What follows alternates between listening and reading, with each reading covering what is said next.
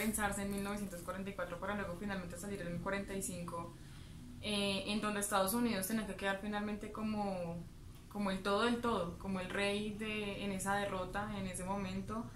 En su momento funcionó, digamos que para algo, y pues últimamente es un muerto, es algo muerto.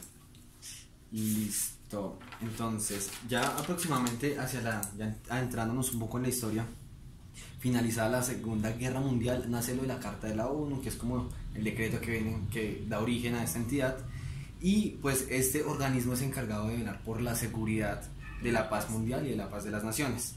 ¿Qué tan efectivo fue para su momento el Consejo de Seguridad en un inicio? En un inicio podemos decir que el Consejo de Seguridad fue pensado precisamente pues para que ese periodo que pasó entre esas guerras cesara. Como Estados Unidos quedó de superpotencia, lo que quería Estados Unidos era tener el poder mundial y lo logró.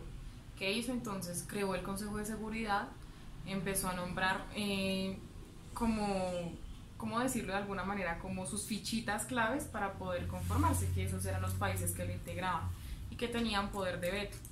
En su momento sí solucionó el tema de la guerra, porque empezaron pues por la vía de la diplomacia a dialogar de cómo poderlo solucionar, cómo hacer cooperación internacional, cómo hacer tratados. En ese momento también ya se hablaba de tratados, entonces en su momento sí funcionó porque sacó pues al mundo de la guerra que había vivido.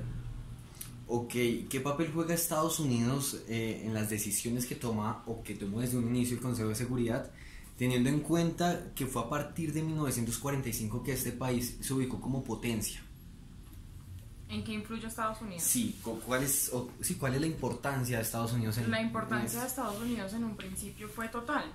Estados Unidos era el estado que decía qué hacer, qué no hacer y cómo hacerlo. Solo que tenía un pequeño problema, y era que él no quería asumir lo que él mismo proponía o lo que los demás estados querían proponer.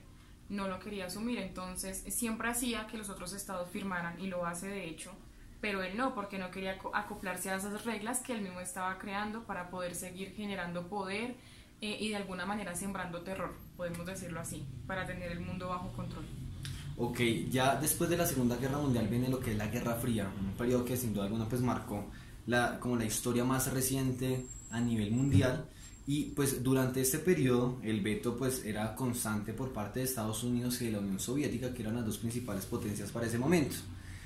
¿Qué indicios o qué formas que incidió esto en las guerras o en conflictos que se hayan presentado en los últimos años? Creo que es total. Creo que después de que la Unión Soviética se acabó, pues quedaron estados como Siria, que vive una violación de derechos humanos masiva, su situación es precaria, y creo que eso ha influido mucho en todo lo que sucedió anteriormente. Igual pasa pues en Ucrania, la situación de Ucrania fue un poco delicada a nivel internacional. Entonces Estados Unidos tiene mucho que ver en lo que pasa en Siria, porque aunque no lo muestra públicamente que está metido ahí, sí quiere generar como la sumisión de Siria hacia Estados Unidos. Y viola los derechos masivamente, empezando por los de los niños. O sea, hace uso de armas químicas y quiere prohibir el uso de armas químicas. De hecho, en su página web sacan el tema de las armas químicas, pero Estados Unidos lo hace bajo cuerda. O sea, crea una cortina de humo en su página web y ante el mundo, diciendo yo quiero la paz, pero realmente lo que quiere mostrar es, como decirlo así, como los dientes y su poder, para que Siria haga lo que Estados Unidos quiere.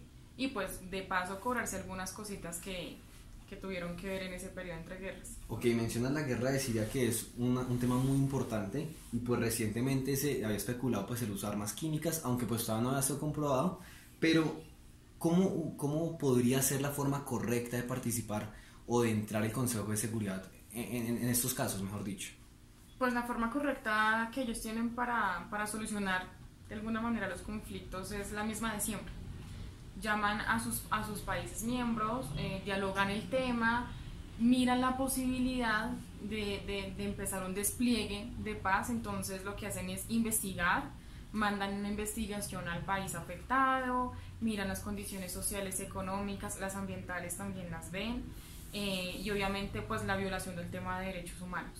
Si lo ven necesario, entonces emiten una resolución en donde hacen una prohibición.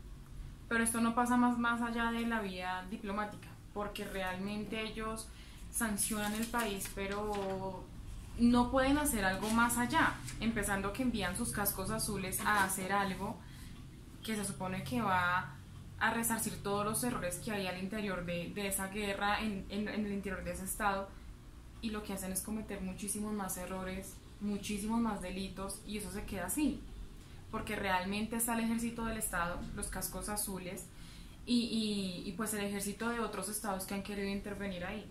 Listo, ¿podríamos explicar muy brevemente qué son los cascos azules? Los cascos azules es como el ejército que tiene la ONU para la resolución del conflicto y el mantenimiento de la paz.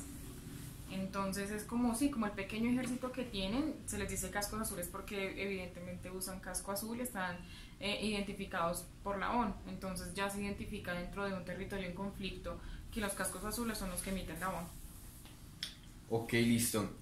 Empezando a hablar ya del futuro de la ONU, ¿cómo se podría proyectar como esta organización, en la parte del Consejo de Seguridad, que es como una de las ramas que viene dentro del tema de la ONU?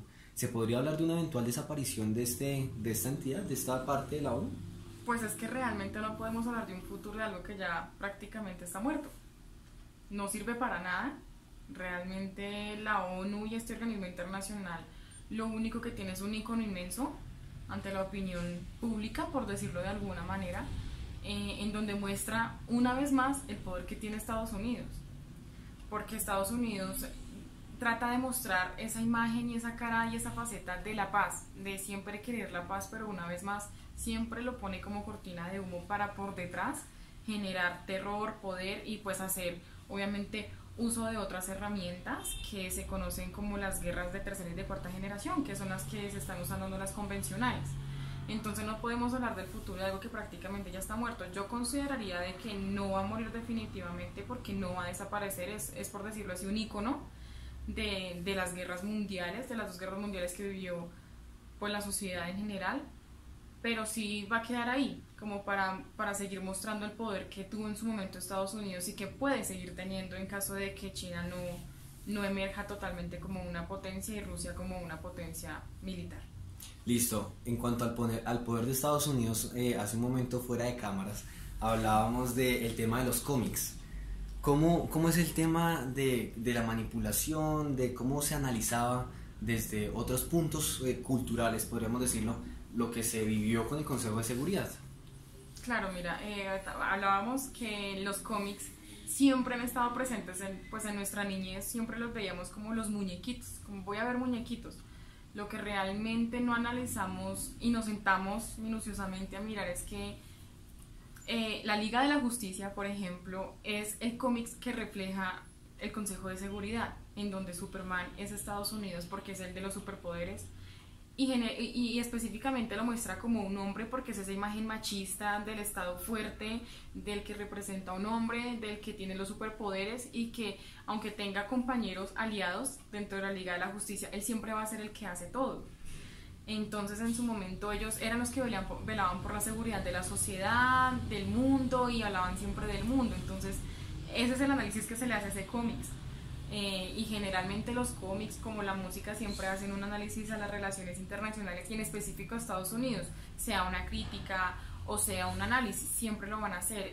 Por ejemplo Disney siempre hace una crítica hacia Estados Unidos.